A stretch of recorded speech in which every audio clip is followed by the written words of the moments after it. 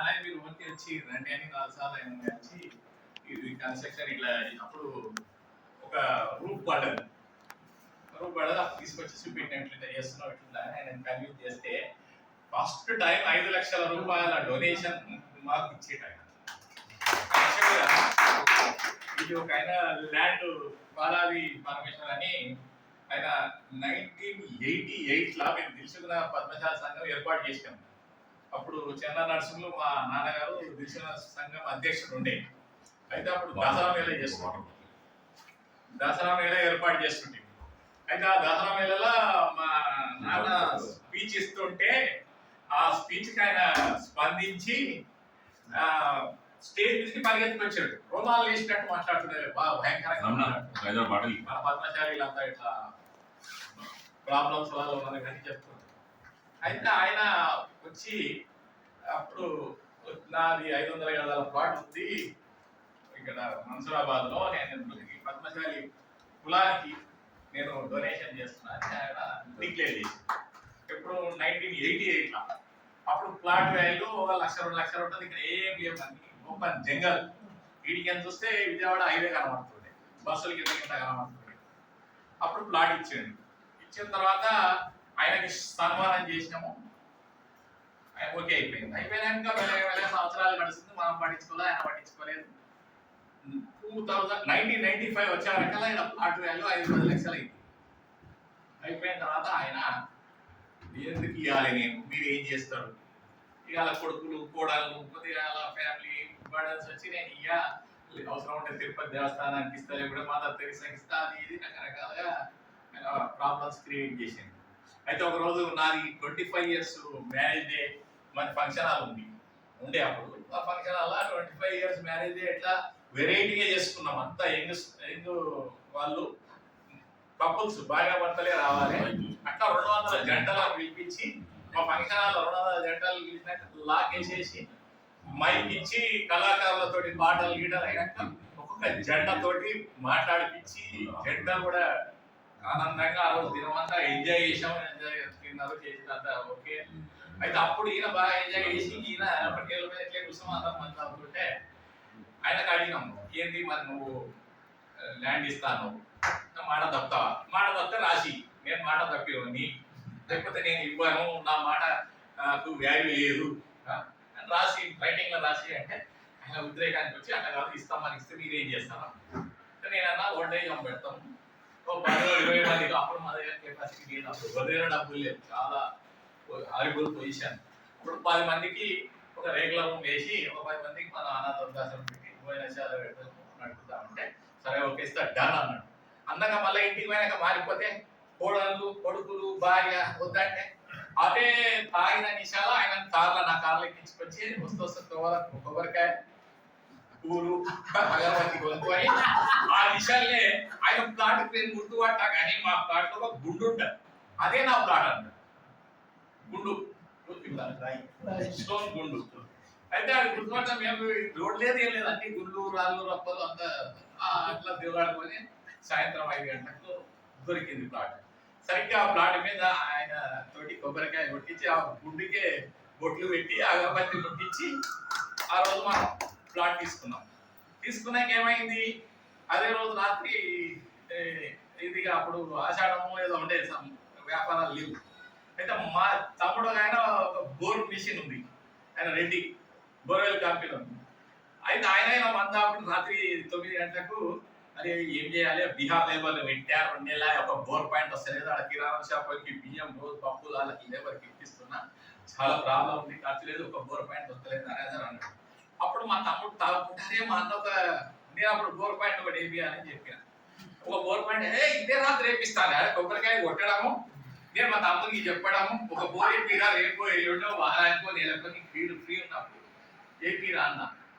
అయితే ఆడేం చేసాడు మాటలల్లా అరే నీ అమ్మ మా వాళ్ళంతా లేబర్ కానీ తిని వస్తున్నారు, ఫైట్ చేస్తాం పైగా ఎప్పుడా అదే రాత్రి వచ్చి తిరగడాక అది పాట దొరికింది. బోర్ వేసాక రాత్రి ఏమైంది, 12 అవుతుంది, 1 గంట అవుతుంది, 2 గంటలకు 300 ఫీట్లు వచ్చింది. ఆయన కూడా నీళ్ళు లేవు. ఏమో తమ్ముడికి నిద్ర వస్తుంది, ఇక్కడ దోమలు నేను ఉండలేమో, నేను పోతున్నా అన్నాడు. వాడు బోర్లోడు కూడా ఆడుగుతాను.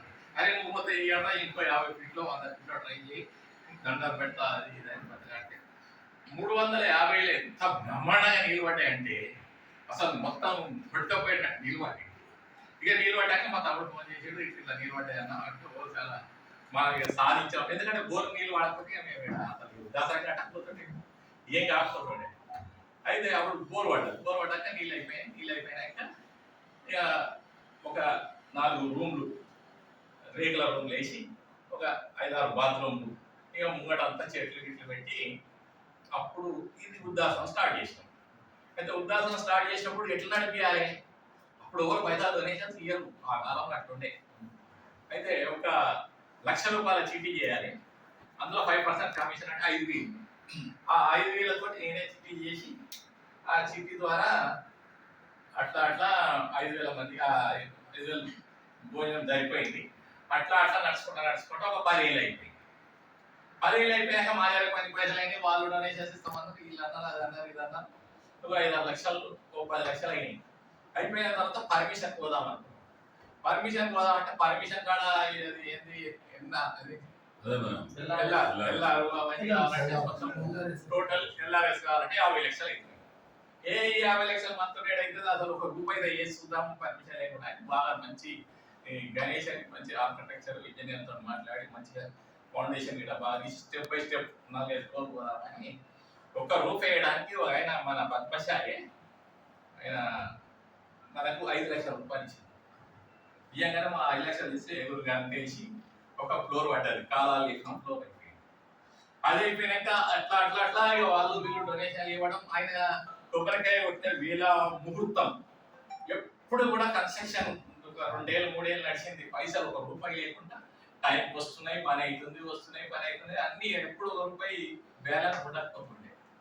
అట్లా ఒక్క ఎగ్జాంపుల్ చెప్తా. రామ్నగర్లా ఆయన యాదగిరి మీ చెరుపల్లి యాదగిరి ఆయన పోతే అది కష్టంగా మీ ఇంటికి వచ్చినప్పుడు మీ దగ్గరికి వచ్చినప్పుడు ఆయన దగ్గరికి పోయినాం, ఇద్దరం కలిసి ఆయన దగ్గరికి పోయినాము. ఫస్ట్ ఆయన రాశాడు, ఆయన గంట సతాయించుకోడు, గంటగా 2 గంటలు ఆయనకి వచ్చి మీ దగ్గరికి వచ్చినాం, మీరు కూడా రాశారు. ఒక రూముకు 2 లక్షలు ఇస్తే వాళ్ళ పేరు పెడతామని మేము ఒక స్కీమ్ పెట్టినాం. ఆ స్కీమ్ పెట్టి అందరికి అనౌన్స్ చేస్తే అట్లా 2 లక్షలు వస్తున్నాయి. అయితే కన్స్ట్రక్షన్ ఒకడు రామ్లాల్ అని వాడు బీహార్ లేబర్ దానికి ఇచ్చినాం.